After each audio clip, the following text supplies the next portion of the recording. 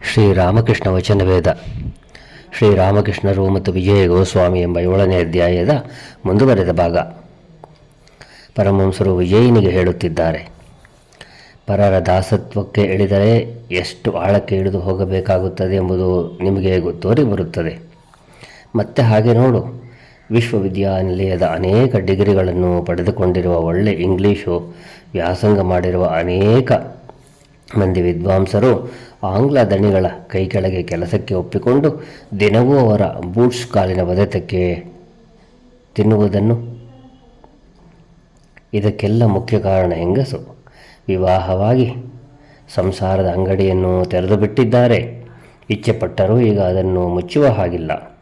ಆದ್ದರಿಂದಲೇ ಅವರು ಅಷ್ಟೊಂದು ಹೊಡೆತ ಮತ್ತು ಇನ್ನು ಏನೇನೋ ಅಪಮಾನಗಳನ್ನು ಅನುಭವಿಸಬೇಕಾಗಿದೆ.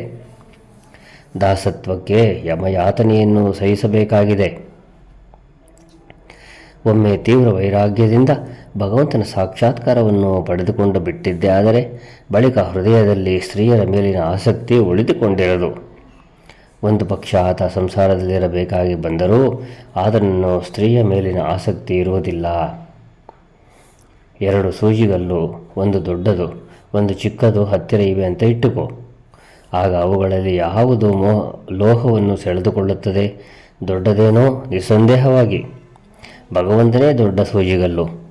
ಆತನಿಗೆ ಹೋಲಿಸಿದರೆ ಹೆಂಗಸು ಬಹಳ ಚಿಕ್ಕ ಸೂಜಿಗಲ್ಲು. ಆದ್ದರಿಂದ ಹೆಂಗಸು ಏನು ಮಾಡಬಲ್ಲಳು? ಒಬ್ಬ ಭಕ್ತ, ಮಹಾಶಯರೇ, ಹಾಗಾದರೆ ನಾವು ಹೆಂಗಸರನ್ನು ದ್ವೇಷಿಸಬೇಕೇ?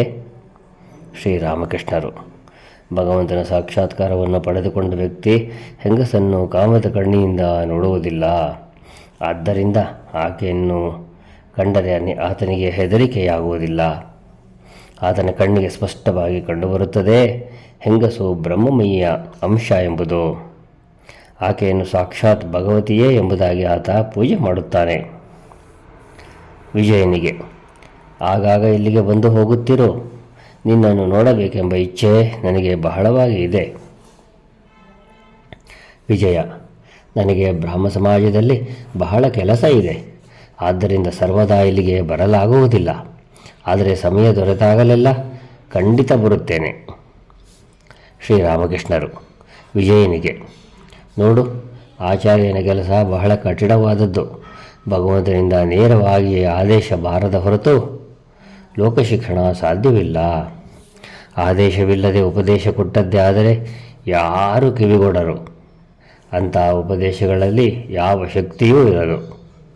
ಸಾಧನೆಯಿಂದಾಗಲಿ ಅಥವಾ ಬೇರೆ ಯಾವ ಮಾರ್ಗದಿಂದಾಗಲಿ ಮೊದಲು ಭಗವಂತನ ಸಾಕ್ಷಾತ್ಕಾರವನ್ನು ಪಡೆದುಕೊಳ್ಳಬೇಕು.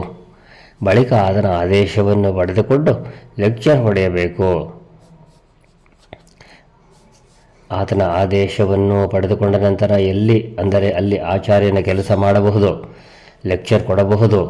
ಯಾರಿಗೆ ಭಗವಂತನಿಂದ ಆದೇಶ ದೊರೆತದೆಯೋ ಆತನಿಂದ ಶಕ್ತಿಯೂ ಬರುತ್ತದೆ.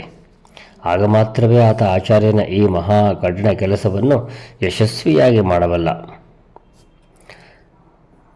ಒಬ್ಬ ಸಾಮಾನ್ಯ ಗುತ್ತಿಗೆದಾರ ಒಬ್ಬ ದೊಡ್ಡ ಜಮೀನುದಾರನೊಡನೆ ಹೈಕೋರ್ಟಿನಲ್ಲಿ ವ್ಯಾಜ್ಯ ಮಾಡತೊಡಗಿದ.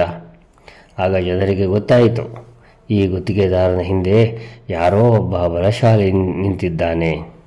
ಬಹುಶಃ ಇನ್ನೊಬ್ಬ ದೊಡ್ಡ ಜಮೀನುದಾರನೇ ಹಿಂದೆ ನಿಂತುಕೊಂಡು ಕೆಲಸ ನಡೆಸುತ್ತಿರಬೇಕು ಅಂತ.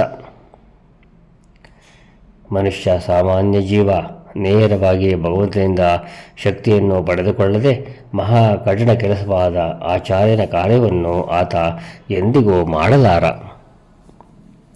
ವಿಜಯ, ಮಹಾಶಯರೇ, ಬ್ರಾಹ್ಮ ಸಮಾಜದಲ್ಲಿ ನಡೆಯುವ ಉಪದೇಶಾದಿಗಳಿಂದ ಜನರು ಉದ್ಧಾರವಾಗುವುದಿಲ್ಲವೇನೋ?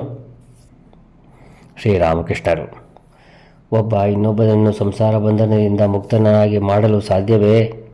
ಆ ಭುವನ ಮೋಹಿನಿ ಮಾಯೆ ಯಾರದೋ ಆತನೇ ಅದರಿಂದ ಮನುಷ್ಯರನ್ನು ಮುಕ್ತರನ್ನಾಗಿ ಮಾಡಬಲ್ಲ.